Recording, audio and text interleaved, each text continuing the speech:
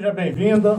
Hoje a nossa convidada, a doutora Márcia Alencar, a nossa eterna ex-secretária de Segurança Pública aqui do Distrito Federal, uma pessoa que tem uma experiência muito boa na área de segurança pública, participou da arquitetura do programa de governo lá do governador Eduardo Campos, lá em Recife. Depois nós importamos aqui para o Distrito Federal e tivemos a grata surpresa de contar com o serviço da doutora Márcia Alencar, que até hoje está dedicada à área, agora como consultora lá, assessora legislativa lá do Senado Federal, na Comissão de Segurança Pública.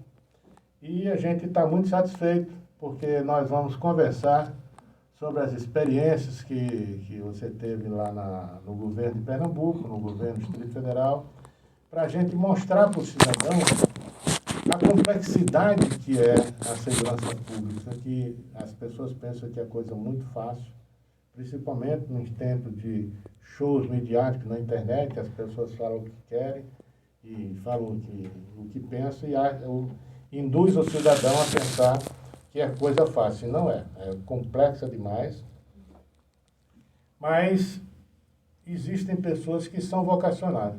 E uma dessas pessoas é a senhora. Então, seja bem-vinda, a senhora está à disposição, no microfone, para as suas palavras iniciais, para a gente depois entrar na nossa conversa. Obrigada pela oportunidade.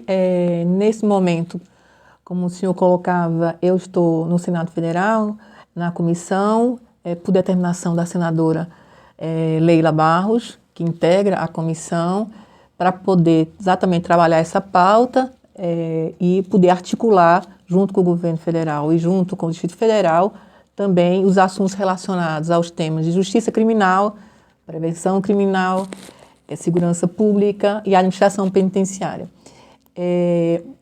A experiência em segurança é uma experiência que remonta a minha história há quase 30 anos, né? A gente começou a atuar com a perspectiva de segurança cidadã em 1995, em Pernambuco, quando da criação dos juizados especiais criminais. Ali a gente se envolveu porque a gente já entendia que precisava integrar as ações de segurança pública, ou seja, do sistema de segurança, com o sistema de justiça.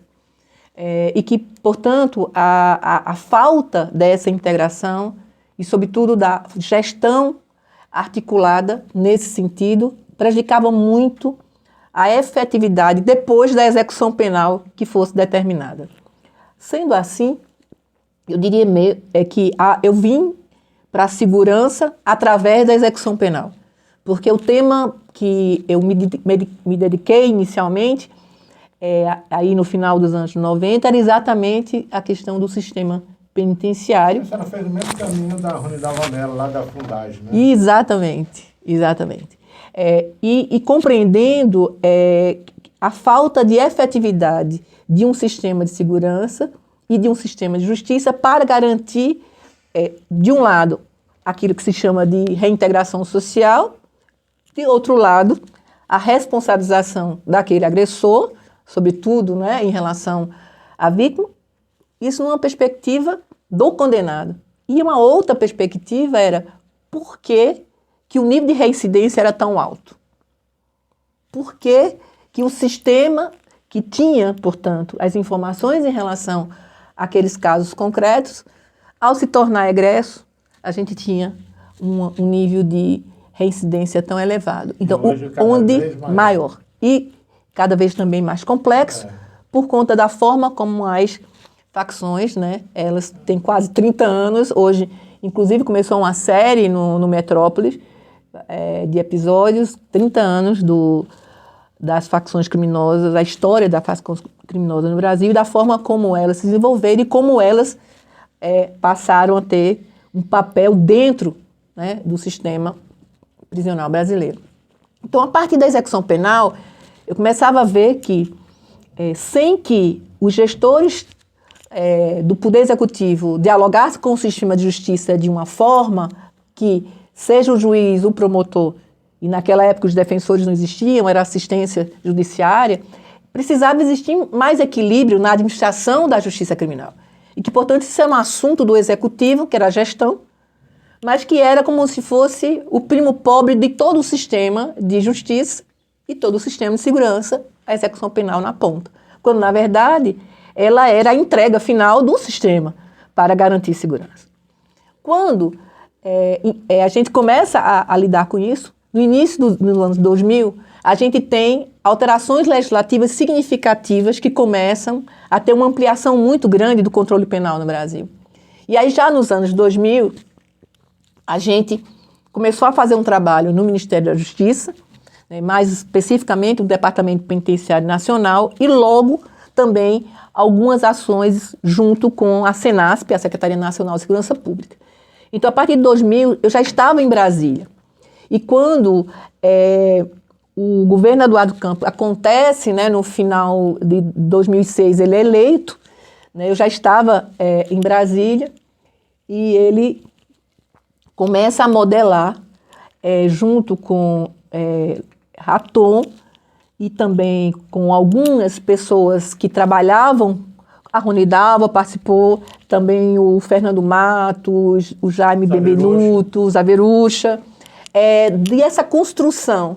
E como eu estava já desenvolvendo um trabalho nesse sentido, no Ministério da Justiça, também fui convidada e fui até indicada pelo Ministério da Justiça para poder a gente fazer essa modelagem.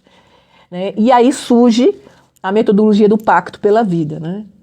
Foi uma questão construída por alguns, certamente, técnicos, especialistas, etc.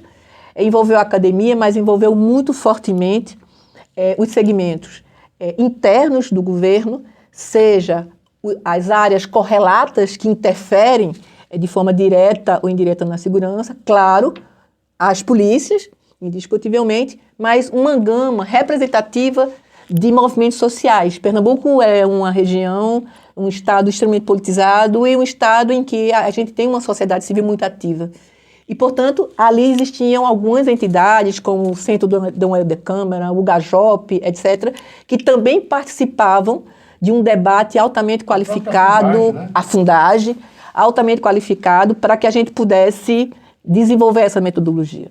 E aí quem passou a coordenar, de fato, o trabalho foi o Raton, né, que estava já morando em Pernambuco há algum tempo. Ele tinha acabado de fazer um mestrado em Sociologia, uma pessoa extremamente capaz, estava mais disponível do ponto de vista de poder mergulhar nessa experiência, e aí o governador eleito, né, Eduardo Campos, inicia com isso. E aí qual é a grande questão que é marcante na questão do sucesso dessa metodologia? Primeiro, o sistema de gestão integrada que foi criado.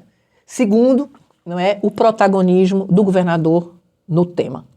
Ou seja, a prioridade do governador em poder fazer uma condição extremamente assertiva em relação ao tema, criando, claro, fóruns e colegiados dentro do governo para essa discussão. Aquilo naquele momento era um ensaio, hoje é uma metodologia reconhecida pelas Nações Unidas. Alguns estados do Brasil replicaram essa experiência, não é? Mais claramente dentro do Partido Socialista Brasileiro, né, o estado do Espírito Santo, né, que hoje novamente permanece o desenvolvimento, que, lá o Pacto pela Vida, esta metodologia recebeu um nome de Estado presente. Aqui em Brasília, no governo Hollenberg, né, que nós ajudamos a desenvolver essa metodologia. Exatamente, se a gente vê hoje o impacto desta metodologia implantada a partir de 2015, é uma questão só de evidência, independentemente do governo que se instalou. É evidência de que os índices sustentáveis de queda e redução de homicídio em Brasília inicia em 2015, ele está sustentado até hoje, porque durante 2015 até 2018 foi implementada essa metodologia. E as forças policiais também amadureceram muito e viram que o caminho da integração é o caminho mais fácil para o sucesso. Né? Isso, porque tem uma perspectiva. Primeiro, acho que é importante, se o senhor me permite, dizer que assim, a segurança pública ela é um campo de ação num certo sentido. Ou seja, ela depende, claro, né, indiscutivelmente, né, até porque o Estado e as forças de segurança, elas têm, né, essa prerrogativa em relação à questão do controle da violência e da criminalidade, no sentido da ação policial, um segmento. Você tem um outro segmento dentro do Poder Executivo, que é as intersetoriais do governo, que eu chamo, ou seja, aquelas áreas do governo que dialogam ou interferem, impactam na segurança pública. Por exemplo, infraestrutura.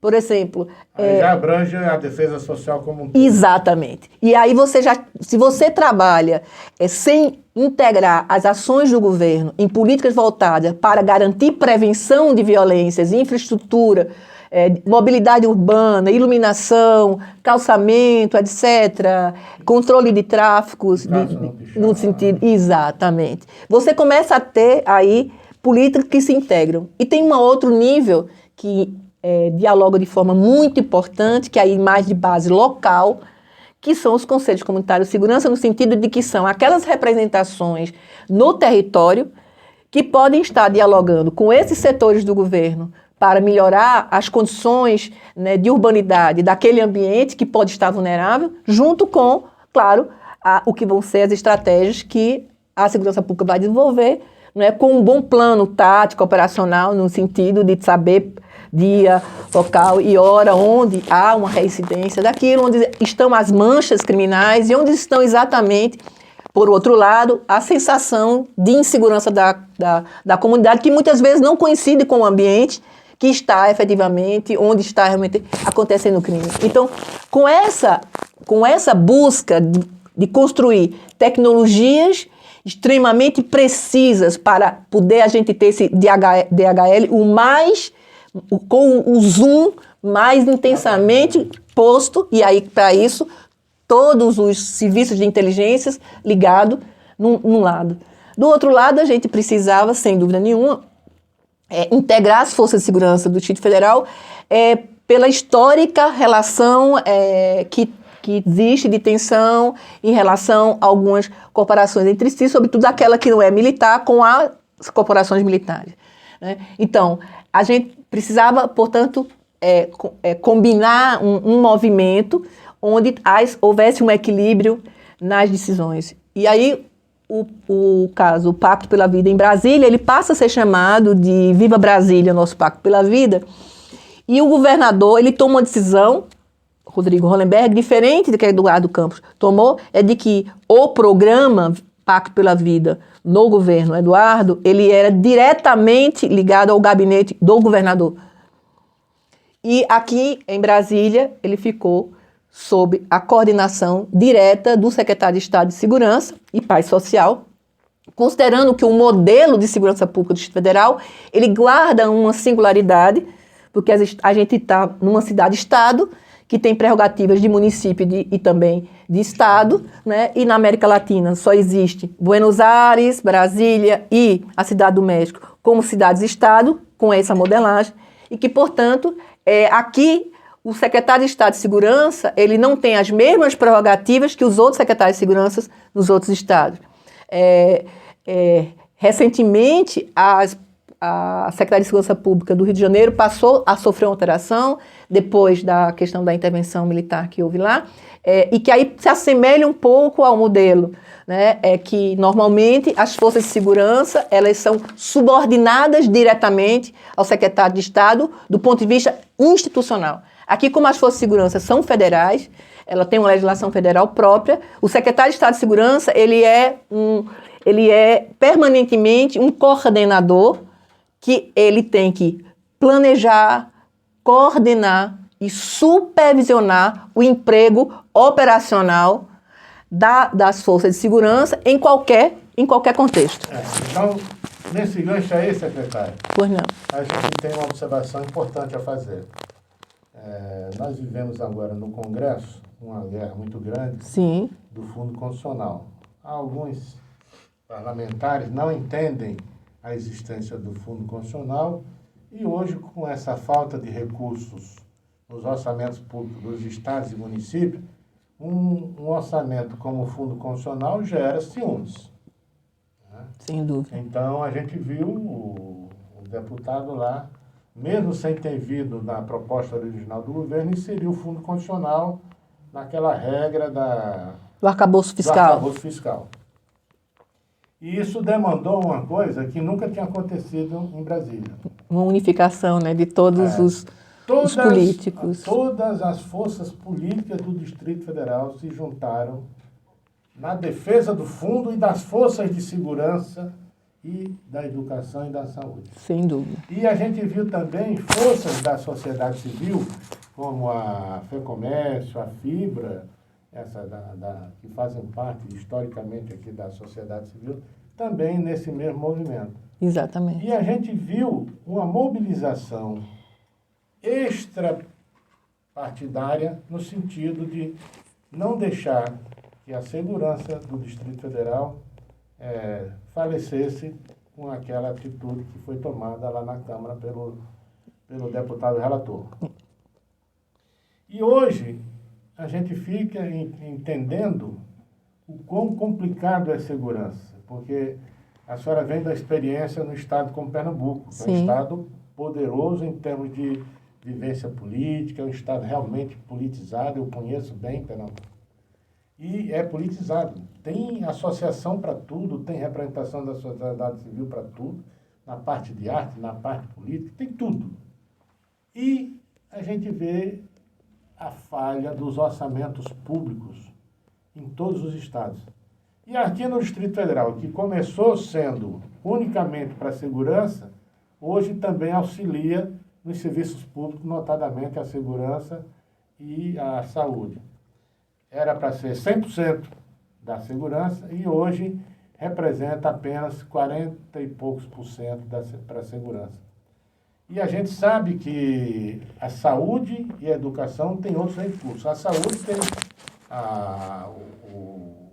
o fundo o repasse, né? O repasse. O fundo de apoio ao município. Isso. E o fundo de apoio aos estados, que é quem financia o SUS no Brasil. Sim. E na educação tem Fundeb, educação básica, tem várias fontes de recursos.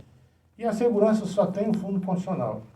Não está na hora dessas forças políticas se unirem para preservar o fundo, fazer justiça com a segurança pública e aquilatarem uma modelagem do fundo que realmente atenda à segurança, porque a senhora foi secretária e a senhora sabe que faltou recurso na sua época. Sem dúvida. Falta hoje ainda. Veja, esse é um assunto sensível e eu queria colocar em dois aspectos. O primeiro é que, quando o deputado Cajado ele toma essa decisão no relatório final dele, né, e coloca o Fundo Constitucional como tendo uma limitação, e há toda aquela reação, quando ele chega no Senado, e aí não só os senadores, né, do Distrito Federal se irmanaram em relação a isso, nessa defesa, como o senhor dizia, mas de forma específica, e eu tenho o dever de dizer isso, a senadora Leila Barros, ela passou a ter um protagonismo muito importante, porque, de fato, ela é a única senadora da República hoje que ela dialoga diretamente com o governo federal e ela fez uma articulação extremamente habilidosa e também muito cuidadosa, não é?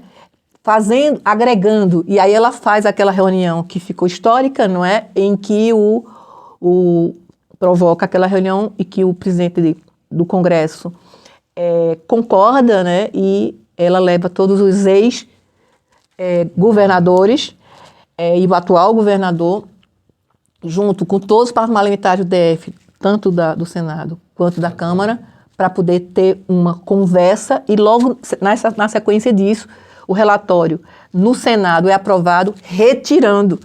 E ao voltar para a Câmara, houve todo um outro movimento, e aí foi confirmado que ele foi retirado, né, em definitivo. E aí a gente conseguiu garantir a aprovação da semana passada do marco, ele não altera. Agora, em relação à questão da divisão hoje como se dá do Fundo Constitucional, indiscutivelmente, quando eu estava dizendo antes que a segurança pública ela tem uma peculiaridade por ser uma cidade-estado, né, a gente, portanto, tem que entender que A gente tem as unidades básicas de saúde, não tem? Tem. A gente tem as escolas nas regionais de todo o Distrito Federal, não temos? Mas nós não temos a unidade básica de segurança pública. Houve um esforço de governos atrás, de criar aquilo que ficou chamado de King Ovo, lembra?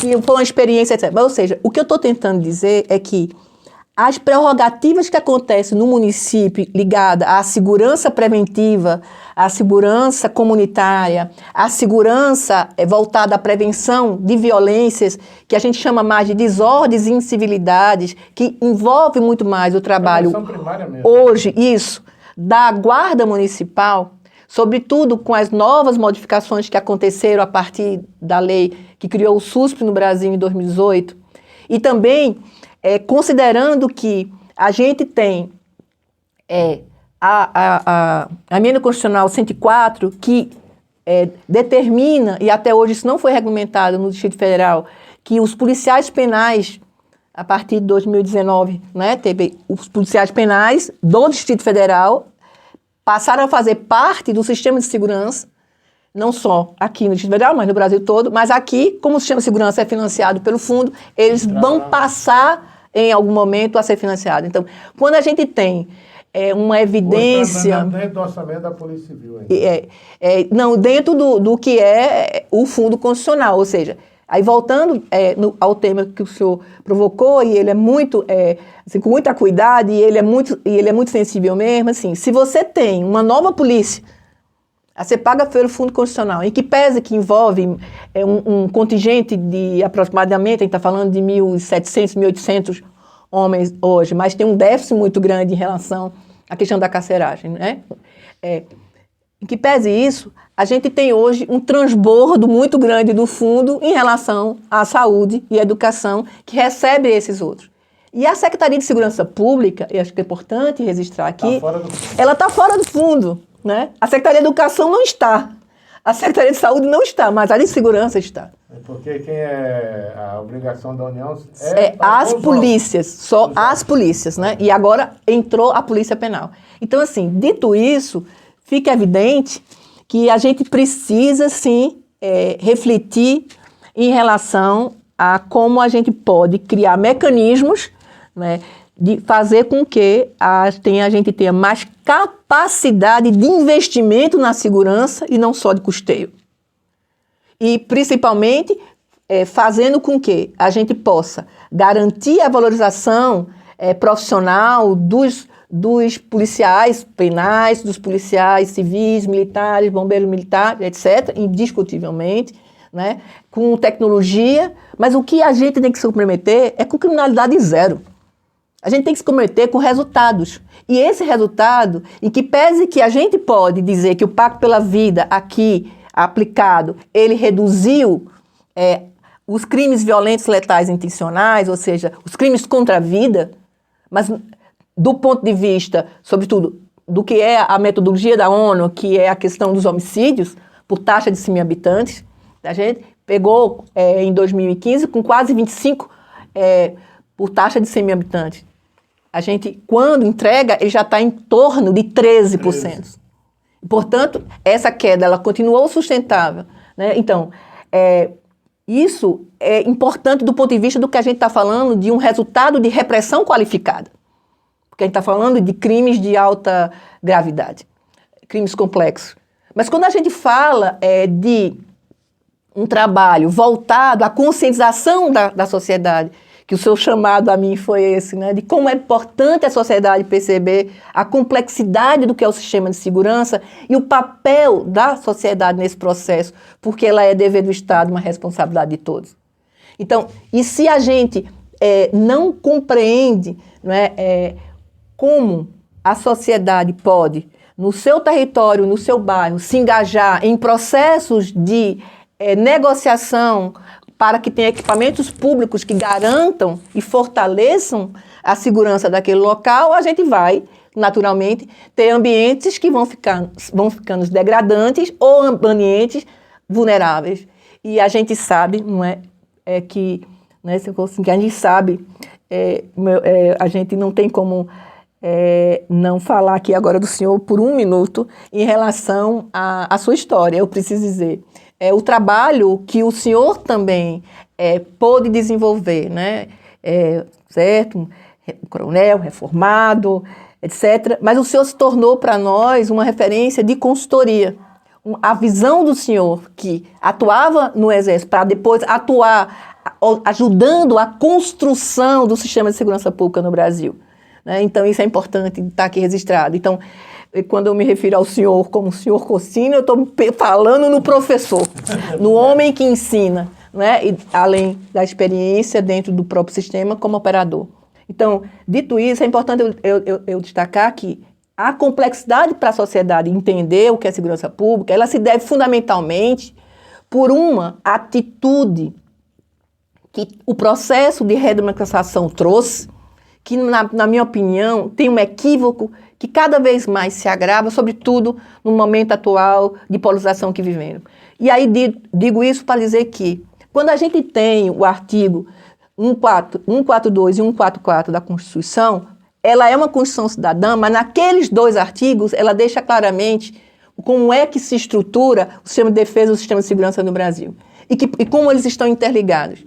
E a sociedade, ela, como trouxe com isso o conceito fundamental de Estado Democrático de Direito, ela passou a ficar distante do sistema de segurança, distante da sociedade, como uma espécie de nós e eles. Distante até da defesa nacional. E distante da defesa nacional. Como se ali estivessem aqueles que querem perseguir, aqueles que querem, e não aqueles que querem proteger.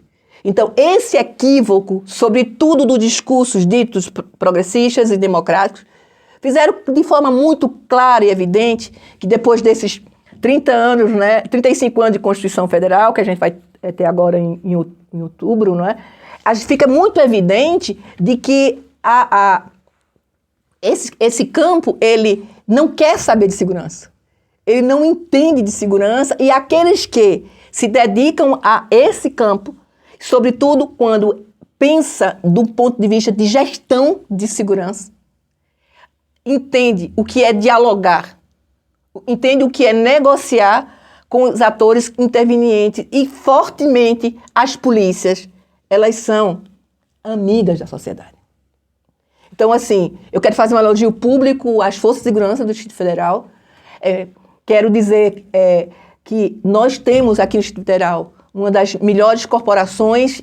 Tive a oportunidade de representar o Distrito Federal, e os elogios em relação a todos os países de América Latina, inclusive os países ibero-americanos, que envolvem, né, a Espanha, Portugal, em reconhecer, né, a capacidade operacional dos policiais militares do Distrito Federal, do Corpo de Bombeiro do Distrito Federal e dos policiais civis do Distrito Federal. Então, eu preciso colocar isso para dizer que o trabalho dessas polícias não podem ser colocados contra a juventude, não pode ser colocado contra as mulheres, não pode ser colocado contra os idosos, contra a cidadania, contra os grupos que são considerados vulneráveis e os serviços que precisam estar associados às ações da polícia, como o serviço de trânsito, o serviço de mobilidade, os serviços de infraestrutura,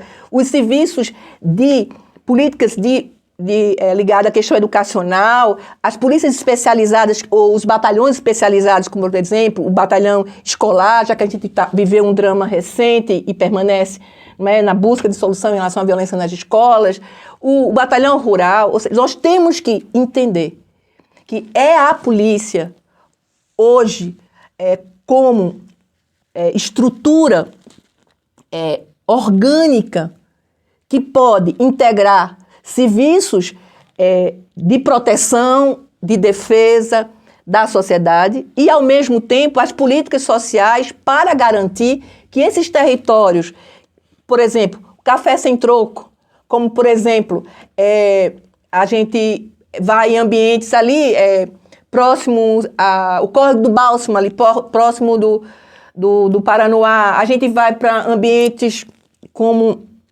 Água Quente, ali perto já depois de Recanto das Emas, você sabe que ali você não tem equipamentos públicos estruturados.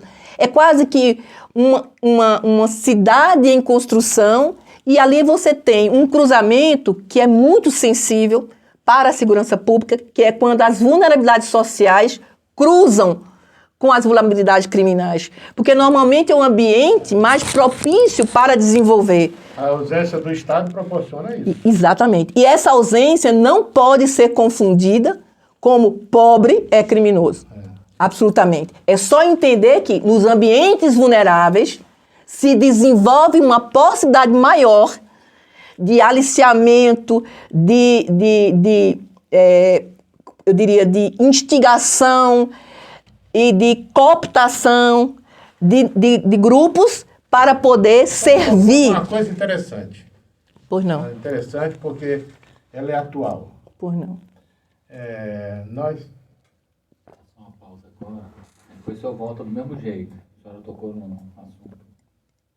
Um minutinho. Eu estou falando muito tempo, né? Não, tá maravilhoso. Estou atrapalhando, não, né? Não. Porque quando Que é essa coisa que o cidadão tem que entender. E que não entende, e que não entende, e eu não sei se eu estou falando uma linguagem muito técnica também, se eu puder falar. Não, tá tranquilo? Tá tranquilo. O público de vocês é um público Mais técnico. também, né? Ah, tá. Então tá entendendo.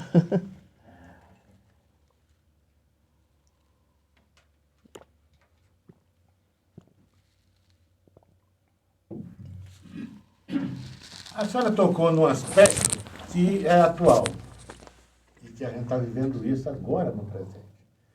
Nós estamos no Brasil numa campanha franca e aberta de partidos ditos progressistas e da mídia que, por razões históricas, não entendem o papel da polícia e o trabalho da polícia e vice-versa também. Então, a gente está vendo hoje o judiciário prestigiando com as suas decisões não vou nem qualificar, adjetivar, mas de garantismo judicial, tá colocando na voga, na baga, a defesa dos direitos dos antagonistas à lei e penalizando a ação da força do Estado através da polícia. Então, num país onde o legislativo não legisla como deveria, por razões que a gente não sabe ainda explicar politicamente, que isso aí só daqui a uns anos que a gente vai poder saber as razões. E o judiciário nessa campanha, e a gente vê um ministro da Justiça e numa comunidade lá no Rio de Janeiro negociar com os representantes daquele segmento hostil à sociedade, hostil à legislação, à lei. A mídia tem papel importante nisso, mais que o executivo, o legislativo e o judiciário, ou todo mundo tem uma responsabilidade igual? O que é que a senhora entende nesse caldo de violência, nesse caldo de descrédito, nesse caldo de desinformação? A espetacularização, por exemplo, das operações policiais, seja em que nível, né, muito claramente deflagrado por canais, né, e por veículos, etc. E também o nível de desinformação produzida nas redes sociais em relação às fake news, eu acho que são dois eixos que interferem de forma decisiva em produção de violência. Não é? Porque você, na verdade, é como se você estivesse legitimando e naturalizando determinadas práticas que elas são extremamente nocivas à sociedade.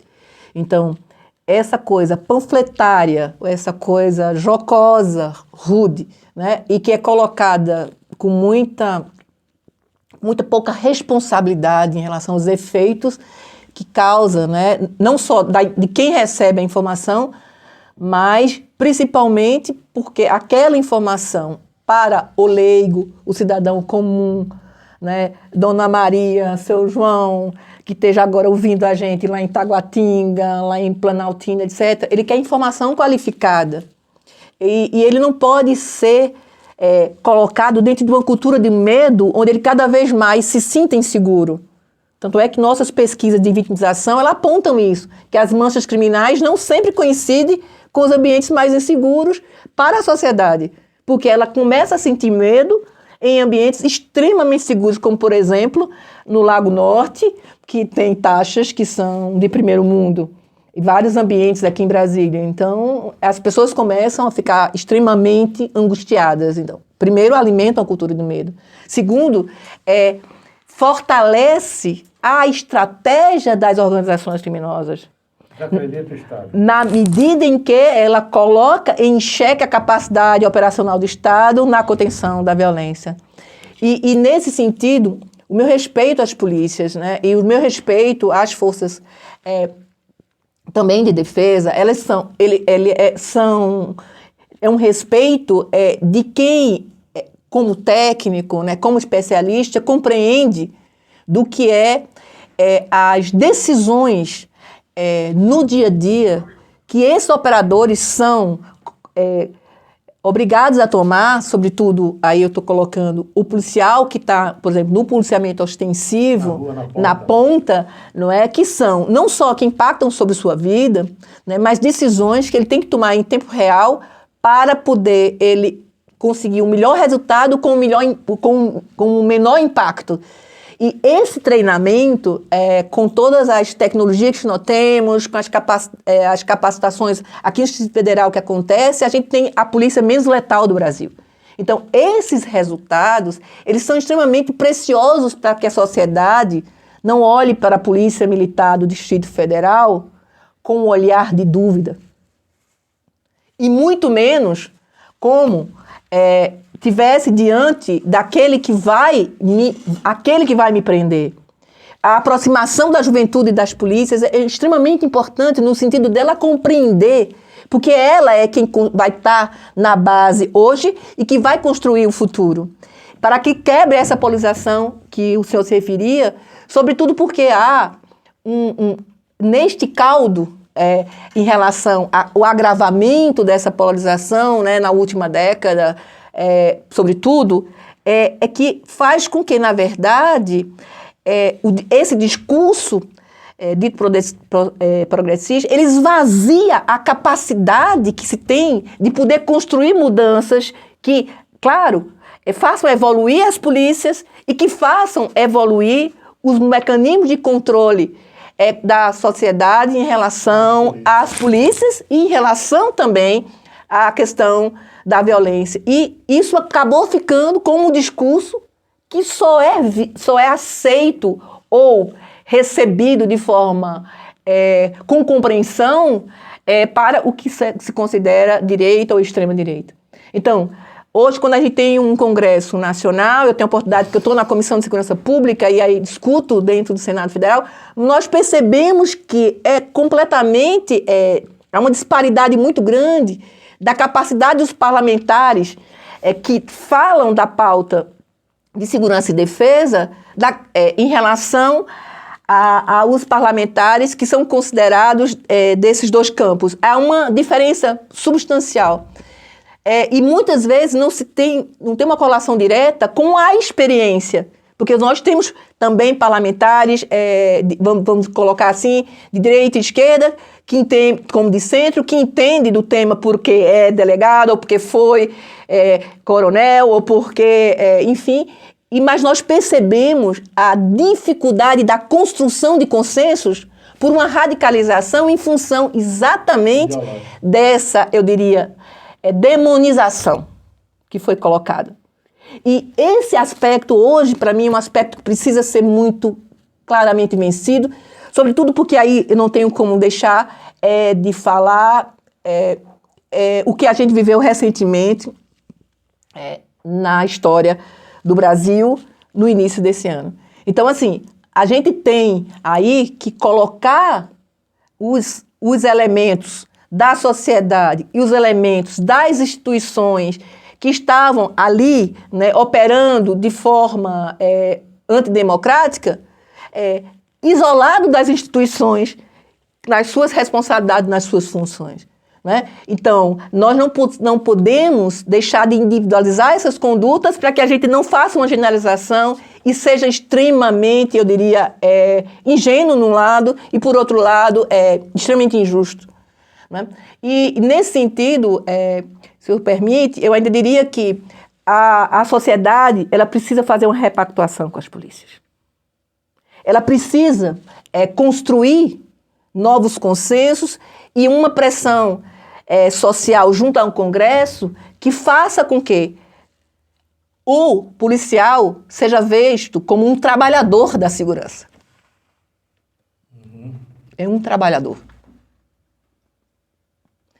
E que, portanto, a gente possa, se por um lado, garantir direitos, valorização, etc., capacitação, modernização, por outro lado, essa repactuação, ela seria decisiva, na minha opinião, para construir uma nova forma de participação ativa. Quem sabe, o próprio controle social no financiamento das políticas de segurança pública, nas atividades policiais, tecnologia, inteligência policial, controle externo do Ministério Público sobre as polícias de uma forma mais ativa, etc. Indiscutivelmente. Agora, não é possível que a geração que nós, né, que já estamos, né, com uma maturidade construída e que logo nós vamos estar na reserva desse processo, né, a gente vai estar não em atividade, que nós não deixemos um legado para as futuras gerações, e no caso da juventude atual, de que ele precisa, para garantir inclusive o seu futuro, fazer um movimento contrário. Porque na prática, o que nós estamos fazendo, quando colocamos milhares de meninas e meninos jovens, seja no sistema socioeducativo, seja no sistema prisional, a gente está contratando criminalidade futura, porque de lá eles vão sair muito mais. E os jovens que não estão dentro desse processo, eles precisam se aproximar das polícias para construir uma retaguarda que faça com que a gente... Anteparo social, para que a gente possa, nessa nova ocupação do espaço cívico, a gente fazer com que essa juventude ela compreenda o papel de garantia de uma ordem pública, de uma ordem social, né? Na perspectiva da pacificação, da mediação, da negociação, da resolução pacífica do conflito, que tudo não precisa ser judicializado e que, quando o senhor critica que a gente tem hoje um CNJ baixando resoluções que têm mais poder do que a Constituição, e que a gente fica vendo o vácuo também do poder legislativo em relação a determinadas pautas, a gente consegue ver que tem um desequilíbrio no pesos e contrapesos em relação ao sistema, eu diria, de administração, não só da segurança, não só da justiça, mas a gente fica muito claro que cada vez mais a sociedade brasileira ficou passiva de um processo em que ela não pode permitir que sua representação indireta no Congresso, que as decisões judiciais, não é, e a escolha dos seus governantes faça com que elas se tornem reféns e tenha cada vez mais a sua liberdade cerceada. Então agora eu vou à nossa última reflexão. Pois não. Nós estamos vendo uma situação no Brasil onde, há pouco tempo atrás, há uns anos atrás, houve um plebiscito sobre a questão do direito de defesa e o não direito de defesa do cidadão no porte e aquisição de armas. Sim. Aí depois a gente vê um governo eleito também por fazer uma inserção no sentido contrário àquilo que o povo decidiu em plebiscito. Sim. E a gente está vendo hoje um Supremo Tribunal Federal, eu não queria nominar, mas a gente vai precisar, legislando na questão das drogas. Inclusive eu sempre, o peso, né? Quantas gramas, né? Eu faço o seguinte, eu vejo os movimentos dos países onde legalizaram o uso da maconha, houve toda uma análise técnica anterior, inclusive o Estado se preparando para a produção da cannabis, para poder fazer a doação para aqueles que quisessem, tanto usar recreativamente como farmacologicamente. E agora a gente está vendo exemplos recentes como o Canadá. Mas no Brasil, o Supremo está decidindo a posse, o direito ao uso e posse, inclusive quantas gramas pode usar, o policial brasileiro vai ter que andar com a balança agora dentro da viatura. E sem preparação nenhuma. E a gente vê claramente que quem vai mandar nesse processo todo são as facções criminosas no Brasil. Comando Vermelho, o Cavalo do Cão, não sei o quê, PCC. E isso a gente a sociedade brasileira não está percebendo o perigo disso. Porque o crime está organizado, o Estado brasileiro, a sociedade não. E tem um aspecto nisso que o senhor está colocando, que acho que é outro tema muito, muito complexo, mas a ser enfrentado, é que assim, nós temos uma legislação, por exemplo, uma lei de execução penal, que é de 84, extremamente moderna. Nós temos várias leis no Brasil extremamente modernas, mas essas leis, elas pressupõem políticas públicas para que os equipamentos que estão previstos nessas leis estejam em funcionamento. Então, isso que o senhor coloca, é não se preparar para receber a decisão judicial, não se preparar para garantir todos os mecanismos que as leis penais ou as políticas penais já estão previstas. Faz com que nós temos, no caso da Maria da Penha, que é considerada uma lei extremamente moderna, aumentos de feminicídios. Porque nós não temos as estruturas capazes de antecipar. O Estatuto da Criança e do Adolescente. O Estatuto da Criança e Adolescente, a Lei de Execução Penal, onde nós temos um patronato nesse país? Parece que a gente tem alguns, mas principalmente a gente tem, que eu tenha conhecimento, no Paraná. O que são os patronatos? É a unidade que tem que estar na ponta preparada para garantir que o egresso durante um ano ele seja acompanhado e inserido socialmente. Onde está isso no Brasil? Nós temos já hoje a terceira população carcerária no mundo, estamos no estado de coisa inconstitucional no sistema carcerário junto com a Colômbia, e não temos um controle externo em relação a isso, não temos um controle do tempo médio de pena no Brasil. Como é que a gente não tem controle sobre o tempo, os prazos das leis, eles não são cumpridos pelo judiciário. Então, a gente tem, portanto, uma hipertrofia da capacidade do Estado de responder. E evidentemente, nessa hipertrofia, não é? A gente criou regras na Constituição de peso e contrapeso entre o Legislativo, o Executivo e o Judiciário, mas está muito evidente que hoje a hipertrofia faz com que, no equilíbrio desses dois poderes, o Poder Judiciário hoje ele tem uma hegemonia em função de que... Supremacia, o professor Ricardo falou. Isso. Por conta, muito bem corrigido, por conta exatamente dessa falta de efetividade e de antecipação. E aí eu vou entrar no tema que é, certamente, a razão principal de quase há 30 anos estar diretamente, né, ligada à pauta de segurança, vindo da execução penal e depois passando para a questão do sistema justiça criminal, onde atuei durante uma década no Ministério da Justiça, para vir atuar também pelas Nações Unidas, fora do Brasil, ajudando a fazer reforma de Código Penal, processual penal. Em Moçambique, por exemplo, a gente conseguiu dar uma consultoria pelas Nações Unidas para revogar o Código de Salazar, imagina. E atuar como gestora de forma intensificada na questão da segurança pública propriamente dita. Nessa trajetória, o que me chama a atenção é porque nós não temos políticas de prevenção. Nós não temos políticas de prevenção.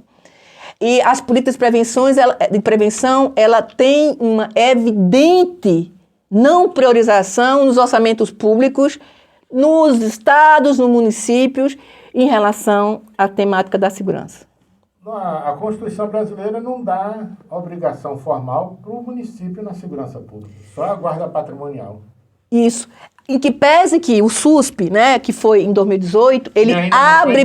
Isso. Não, novamente. Né? A gente já está em 2023 e a gente percebe claramente esses descompassos. E a gente já entendeu que o Brasil se modernizou em determinadas áreas. A gente tem urbanidade, a gente tem padrões civilizatórios completamente desiguais, não só por uma questão de diferença regional, mas o que é a diferença do campo para a cidade, do interior para a região metropolitana, e isso de Oiapoque ao Chuí. Então, eu estou aqui em Brasília, em Águas Claras nesse momento, tá certo? E eu sei que aqui é um ambiente onde existe uma urbanização plena, mas se eu estou lá na esplanada, eu estou a quase 20, 25 quilômetros ou 30, ali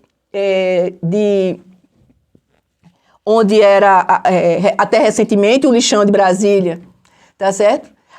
Onde a gente tinha, ali a gente tem um sol nascente. Olha a disparidade de estrutura na capital da República do Brasil, né? Do que é estrutural e do que é o plano piloto. Né? E são ambientes contíguos, sem contar o que a gente chama do entorno do Distrito Federal, que faz com que a gente tenha não só nas nossas regiões administrativas, né, mas a gente já tem aí quase aproximadamente 35 cidades que estão, 25 cidades que estão em torno da gente. 35 regiões administrativas, em torno de 25. Então, concluindo, eu queria dizer que eu não acredito em segurança pública se não for com cidadania. Eu não acredito em segurança pública se não houver um investimento massivo, não só na formação dos policiais, na temática da prevenção à desordem e incivilidade. Desordem e civilidade pode não ser crime, ser apenas violência, para quem está me ouvindo. Que são situações onde você faz resoluções através de mediações sociais. E que, portanto, essa política... O Giuliani fez isso em Nova York. Isso, essa política de prevenção qualificada. Porque repressão qualificada, a gente já tem várias experiências bem-sucedidas. Mas de prevenção qualificada, onde nós possamos aí estar dizendo que a prevenção primária, ela acontece, e a prevenção secundária, quando é aquele que já coloca onde estão lá as alternativas penais, a monitoração eletrônica, coloca o pé ali. E que se o Estado alcança, o Estado está de volta e garante cidadania plena àquela pessoa. Porque nós estamos fazendo um trabalho de produção de violência e não de contenção. Opa, muito bem. Obrigado, professora. Imagina. Vou falar professora porque foi uma belíssima aula tanto do aspecto sociológico, tanto do aspecto doutrinário em termos de criminologia, mas da operação da própria estrutura de segurança. Então provou que a gente estava certo quando a gente queria trazer essa temática. Como é administrar um aparato de segurança? O que é preciso para o ator que vai administrar ter de perfil profissional, perfil humanitário, perfil psicológico, para poder fazer jus a desenvolver o trabalho que a sociedade espera daquele gestor? O perfil, na minha opinião, as pessoas sempre falam e destacam, porque eu sou a única mulher da história, né, que fui secretária de Estado de Segurança, então traz essa questão de gênero como um ponto central. Eu digo sempre que, independentemente desse meu pioneirismo, eu acho que naquela cadeira só pode se sentar uma mulher e um homem de respeito. Muito obrigado. Principalmente com capacidade de liderança e comando. Então, secretária, nós, com essa sua definição final aí, a senhora supriu tudo que foi coisa que eu deixei de perguntar, ou de forma proposital ou não proposital, porque terminou a senhora falando, eu não quis falar do dia 8, eu não quis falar de nada, mas no bojo dos processos que nós temos da segurança, a senhora falou sem falar. Né? Para quem escutou aqui a sua aula, deu para perceber isso. Então, a senhora finalizou uma coisa interessante. Quem sentar na cadeira de gestor da polícia tem que ser íntegro, responsável, tem que ter respeito e tem que ter liderança. Porque se não for assim, é melhor que não tenha cadeira. Então, muito obrigado. A senhora tem agora o seu tempo aí para suas despedidas e já com uma promessa de futuramente a gente trazer a senhora, mas em outro formato. É trazer mais 2 ou 3 operadores para a gente fazer uma mesa redonda um pouco mais ampliada. Né? Porque a gente vai perceber que, no fundo, a segurança pública ela é uma vocação mesmo. Quem falou que é vocação, acertou. Só pode ir para lá quem tem esses requisitos. Muito obrigado. Pode fazer as suas despedidas finais. Obrigada pelas suas palavras. Eu diria assim, primeiro, estar aqui para mim é importante não só para poder apresentar, né, as considerações em relação aos assuntos que eu penso, né, a partir da minha experiência, mas principalmente para poder esclarecer. Eu acho que é importante desmistificar. E também é muito importante que a gente possa entender que a segurança pública ela sempre será uma pauta para o governante negativa. E se ele não protagonizar no sentido dele, trazer para si, na condição de representante eleito pelo povo, a capacidade de poder fazer com que a sociedade perceba que ele tem esse domínio, essa liderança também, esse comando, as secretarias de segurança pública, os gestores da segurança pública, ele, por mais autonomia e capacidade que ele tem, ele precisa de força de quem tem um mandato dado pelo povo.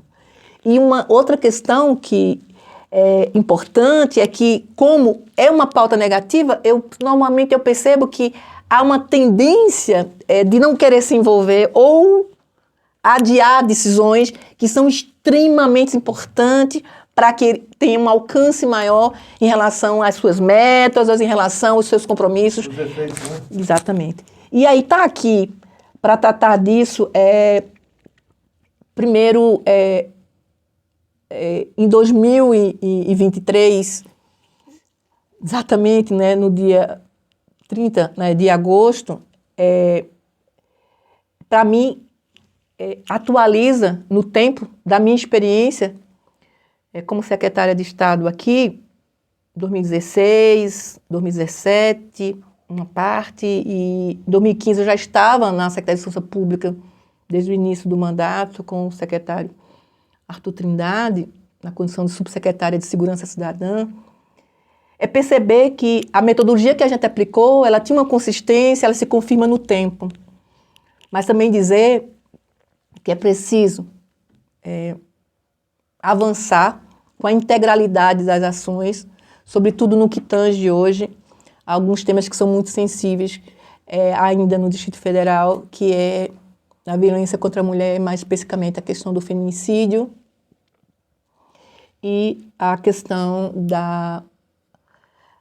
da juventude, como nós temos perdido jovens por não estarmos nos antecipando com processos de acesso a eles, a políticas públicas, e eles só são recebidos ou com a repressão ou com a própria vida ceifada. Então, a gente precisa entender que o desafio que se coloca a partir de agora é, principalmente, fazer com que as polícias possam continuar demonstrando a sua capacidade operacional e que as cicatrizes comecem a ser confirmadas e que nós possamos pensar o futuro e não ficar presa a determinados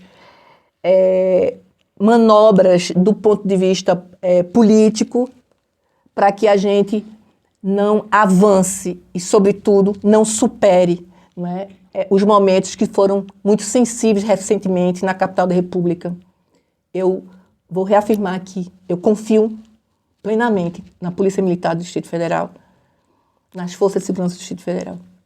E quero aqui também manifestar com isso de que é muito importante que a sociedade do Distrito Federal compreenda que as instituições precisam ser preservadas e que nós vivemos numa cidade que ela é considerada uma das cidades de melhor qualidade de vida do mundo. Se a gente tirasse as taxas, a gente, no sentido de relativizar a população... Seria o país do primeiro mundo. Do primeiro mundo. A gente só perderia para Nova York enquanto capital no mundo.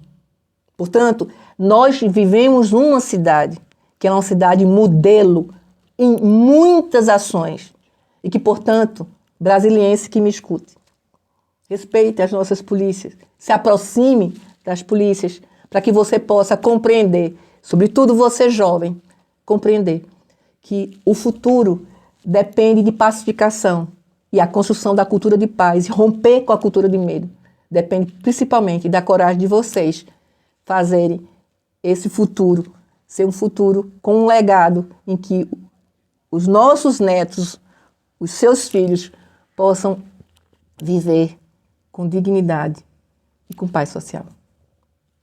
Obrigado. Parabéns. Obrigada. Foi belíssima a sua participação. Que é isso?